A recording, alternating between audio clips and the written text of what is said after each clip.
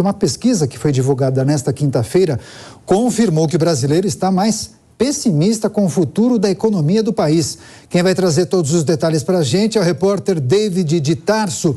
David, nem os eleitores de Lula estão muito animados, não é mesmo? Por qual razão? Não estão não, viu, Daniel? Muito boa noite a você, a todos que acompanham a programação da Jovem Pan. A pesquisa foi realizada em todo o território nacional, entrevistou mais de 2.000 pessoas entre os dias 3 e 6 de dezembro. O nível de confiança da pesquisa é de 95% e foi realizada pela Genial Quest.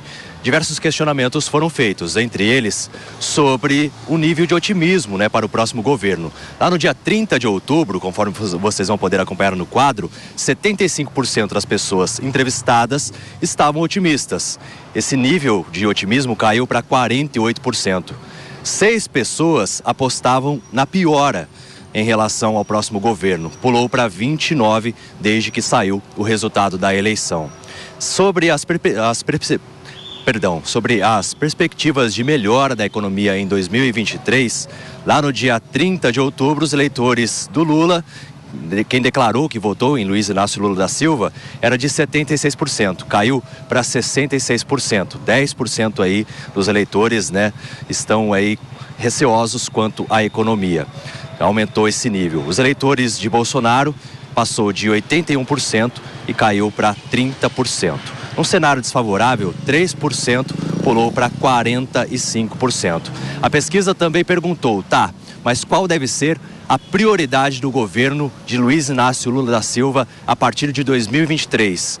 A maioria das pessoas entrevistadas respondeu que é a economia, representando aí 25%, 20% questões sociais, quanto aos programas do governo para acabar com a fome e outras situações, 16% considera que a prioridade deve ser a saúde, está em terceiro lugar, 11% respondeu corrupção, 9% educação e 5% violência. A pesquisa demonstra então que as pessoas estão tratando a economia como uma prioridade do governo, afinal ela que gira toda a roda para que outros assuntos também venham a se desenvolver, e as pessoas estão menos otimistas quanto à próxima gestão, conforme mostra essa pesquisa realizada entre os dias 3 e 6 de dezembro em todo o território nacional. Por enquanto eu fico por aqui, mas daqui a pouco eu volto com outras informações. Perfeito. David de Tarso trazendo as principais informações desse estudo, esse levantamento que foi feito acerca da situação do país e a percepção da população brasileira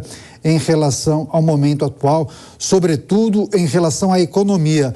Cristiano Vilela, gostaria da sua análise e a sua avaliação. 2 aspectos interessantes para a gente avaliar.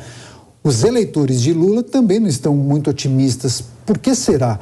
Agora, esse pessimismo pode se agravar caso a PEC da transição avance nesses patamares que foram aprovados no Senado Federal? Olha, Daniel, esse é um fato que chama bastante atenção, porque, via de regra, num início de governo, numa transição de governo, é o momento em que há um certo entusiasmo do cidadão com relação a esse tempo vindouro, até porque se trata de um presidente da República eleito pelas urnas, pela maioria do voto popular. Nesse momento, a gente percebe um pouco que metade do país realmente está bastante descontente com o resultado do processo eleitoral e não acredita no avanço do Brasil, e que a outra metade, eventualmente, uma parte significativa dela, tenha votado no presidente Lula não imaginando que ele fosse a salvação, mas talvez tenha sido aqueles que almejavam um voto contrário ao presidente atual. Então, eu vejo que esse fato seria a marca dessa fotografia. Serrão, quero fazer uma pergunta para você agora, que é a seguinte: essa insatisfação, esse medo em relação à economia do país nos próximos anos, também se dá neste momento, não somente aos eleitores, mas também aos investidores, que a gente viu o boom aí nesses últimos dias da economia, dólar para cá e Bovespa para lá, também se dá a não termos um nome firmado em relação ao ministro da Economia ainda, sabendo que Guedes, querendo ou não, fez um bom trabalho no governo de Bolsonaro? Com certeza, porque a perspectiva de incerteza, ela fica mais forte quando você tem a perspectiva de uma era de esperteza. Então, esse é um ponto que está bem claro. Até agora, o governo não apresentou uma proposta de governo para tocar o Brasil para frente, e nessa transição da transação também não se formulou claramente esse projeto.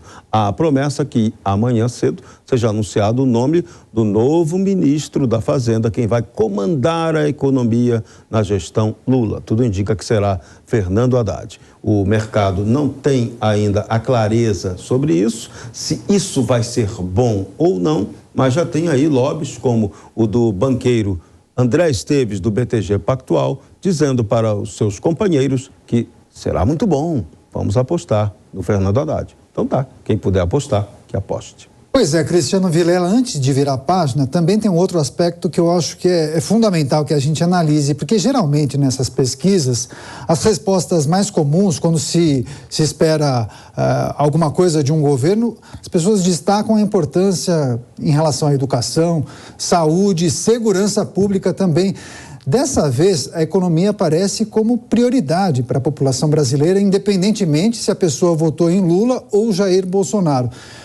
Pode ser que isso seja um reconhecimento do bom trabalho feito na área da economia do governo de Jair Bolsonaro e também de Paulo Guedes? Olha, eu vejo, Daniel, que há uma dualidade de fatores. Se de um lado você tem esse reconhecimento e uma parte da sociedade de fato fez esse reconhecimento, não é à toa que o presidente Bolsonaro teve índices muito altos agora nesse processo eleitoral. Por outro lado, você tem também setores que ainda não se recuperaram plenamente da crise ocasionada pela pandemia. Então, toda a crise econômica, você tem setores que conseguem se recuperar mais rápido e, por isso, os números da economia têm melhorado e setores que, eventualmente, demoram um pouco mais. E talvez essas pessoas, elas estejam mais desgostosas, mais necessitadas de uma melhora na economia. E tem um adendo que é fundamental a gente fazer.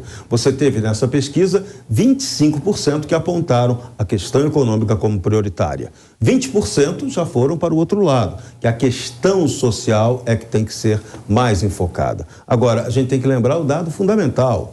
Se a economia não for bem, não tem política social que se sustente. Esse é o dado que tem que ficar na cabeça de todo mundo.